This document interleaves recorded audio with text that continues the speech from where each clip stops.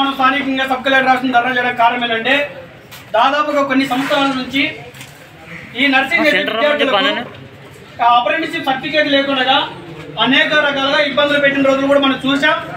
గతంలో కూడా దాదాపుగా 3-4 సంవత్సరాల కింద కూడా ఈ ప్రైవేట్ హాస్పిటల్లో పనిచేసే ఓజేటీ సంబంధించిన విద్యార్థులు కూడా ఏకమై అన్నా మా పరిస్థితి ఈ విధంగా ఉంది, ఇవాళ మనం పనిచేస్తున్న దాన్ని గుర్తింపుగా గుర్తించడం లేదు, అది ఎప్పుడైతే గుర్తించి మాకు సర్టిఫికేట్ ఇస్తారో అప్పుడే మేము గవర్నమెంట్ ఉద్యోగాలకి మేము ఎలిజిబిలిటీ, లేకపోతే మేము గవర్నమెంట్ ఉద్యోగాలకి అర్హులు కాము అని చెప్పేసి విద్యార్థులు మన దగ్గరకు వస్తే గతంలోనే అనేక రకాలుగా ఈ యొక్క నర్సింగ్ చేసే విద్యార్థులు న్యాయం జరగాలని చెప్పేసి అనేక రకాల పోరాటాల రూపంలో, ధర్నా రూపంలో, కార్యక్రమ రూపంలో అనేక రకాల పెద్ద ఎత్తున చేస్తే ఒక క్లినిక్ అప్రెంటిస్షిప్ అనే ట్రైనింగ్ ని మనం తెచ్చుకోవడం జరిగింది.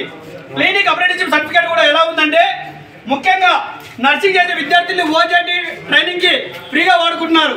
మనమేమంటున్నాం అంటే అయ్యా మీరు ప్రైవేట్ హాస్పిటల్లో ఆ విద్యార్థుల్ని ఫ్రీగా ఉపయోగించుకుంటున్నారు, తర్వాత 2 సంవత్సరాల కోర్సు పూర్తి అయిపోయిన తర్వాత ప్రభుత్వ హాస్పిటల్లో పనిచేయించుకోవడానికి 1 సంవత్సరాల పాటు మీరు క్లినిక్ అప్రెంటిస్షిప్ అని చెప్పేసి ట్రైనింగ్ చేయాలని చెప్పేసి విద్యార్థులు చెప్తున్నారు.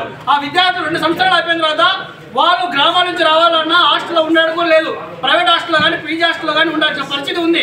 మరి ఇలా ఉండాలంటే ఆ విద్యార్థులకి 50,000 నుంచి 78,000 వరకు అవుతున్న పరిస్థితి ఖర్చులు ఉన్నాయి. మరి మనం ఏమంటున్నామంటే ఆ విద్యార్థులు బాగుంటే రేపు సమాజంలో ఈ యొక్క ప్రజలు అనారోగ్యాలకు గురి కాకుండా మంచి మంచి ఆరోగ్యాలతో చూసే వాళ్ళు వీళ్ళు, మరి ఇలాంటి వాళ్ళకి న్యాయం చేయకపోవడం అనేది ఎంత దుర్మార్గం అనేది ప్రభుత్వం ఆలోచించాలి. వాళ్ళ క్లినిక్ అప్రెంటిస్షిప్ పేరుతో సంవత్సరంన్నర పాటు ఉద్యోగాలు భర్తీ చేయకుండా వీళ్ళని ఉపయోగించుకొని వాళ్ళ ₹1 కూడా స్టే ఫండ్ ఇవ్వక వాళ్ళు సంవత్సరాల పాటు ఉపయోగించుకోవడం అనేది చాలా దుర్మార్గమైన పరిస్థితి. మేమేమంటున్నామంటే వాళ్ళ పనితనానికి ఎంతో కొంత స్టే ఫండ్ ఇస్తే వాళ్ళ చిన్నపాటి ఖర్చులు నడుపుకొని వాళ్ళ ట్రైనింగ్ పూర్తి చేసుకోవడానికి అవకాశం ఉంటుంది. లేకపోతే ఆ ఖర్చులు భరాయించలేక విద్యార్థులు క్లినిక్ అప్రెంటిస్షిప్ కూడా దూరమై ఇవాళ ప్రభుత్వ ఉద్యోగాలలో, ప్రభుత్వ హాస్పిటల్లో నర్సింగ్ కోర్సులు కూడా దూరం అవుతున్న పరిస్థితి ఉన్నది.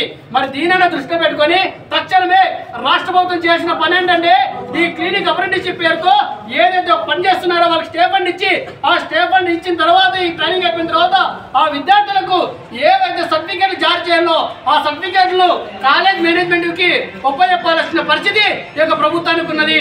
ఆ ఒప్పజెప్పకుండా విద్యార్థులు మీరు ట్రైనింగ్ చేసిన తర్వాత విజయవాడ బోర్డు చుట్టూ తిరిగి మీరే వెళ్ళి రిజిస్ట్రేషన్ చేసుకోవాలని చెప్పడం అనేది చాలా దుర్మార్గ పరిస్థితి. వాళ్ళు ఎంతవరకు తిరగలుగుతారు మీరు కూడా ఆలోచించాల్సిన అవసరం ఈ ప్రభుత్వానికి ఉన్నది. ఎందుకంటే ఇక్కడ నుంచి విజయవాడ సెంటర్కి వెళ్ళాలి, అక్కడ 1 రోజు కాకుండా 2 రోజులు కాకుండా 3-4 రోజులు అవుతున్న పని, ఆ పని తగ్గట్టుగా పిల్లలు ఎక్కడ ఉండాలని చెప్పేసి మనం అడుగుతున్నాం. అక్కడ అనేక రకాల ఇబ్బందులు ఎదురవుతున్నాయి, సమస్యలు ఎదురవుతున్నాయి. ఇప్పుడు చూస్తున్నట్టుగా సమాజంలో అనేక రకాల ఇబ్బందుల వల్ల ఆడపిల్లల్ని పంపించాలన్నా కూడా దూరం పంపించిన పరిస్థితి తల్లిదండ్రులకు ఉన్నది. మరి వీటినన్నింటినీ దృష్టిలో పెట్టుకొని మీరు కోర్సు లేకుండా పర్లేదు, మీరు మన ఇంట్లో ఉండాలని చెప్పేసి తల్లిదండ్రులు కూడా విద్యార్థులు కూడా ఆ సర్టిఫికేట్ కూడా మీకు వద్దని చెప్పేసి వాళ్ళని దూరం చేస్తున్న పరిస్థితి ఉన్నది. మరి విద్యార్థులకు న్యాయం చేయాలని చెప్పేసి ఇవాళ ప్రభుత్వానికి డిమాండ్ చేస్తూ ఈ యొక్క నర్సింగ్ చేసే విద్యార్థులకి ఇక్కడ నుంచి స్టేట్ వరకు ప్రతి ఒక్క విద్యార్థికి న్యాయం చేయాలని చెప్పేసి ఈ సందర్భంగా తెలియజేస్తున్నాం.